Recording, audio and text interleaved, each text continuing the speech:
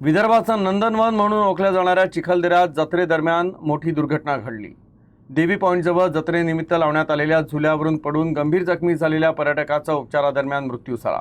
घटनेनंतर जत्रेतील मनोरंजनाच्या साधनांची सुरक्षा, त्यांची कायदेशीर परवानगी आणि प्रशासनाच्या देखरेखीवर प्रश्न निर्माण झालाय।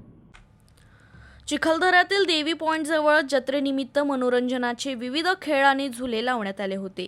याच दरम्यान सुमारे 8 दिवसांपूर्वी एका झुल्यावरून पडून एक पर्यटक गंभीर जखमी झाला होता। त्याच्यावर उपचार सुरू होते, मात्र उपचारादरम्यान त्याचा दुर्दैवी मृत्यू झाला। या घटनेमुळे स्थानिकांसह पर्यटकांमध्येही हळहळ व्यक्त होत आहे।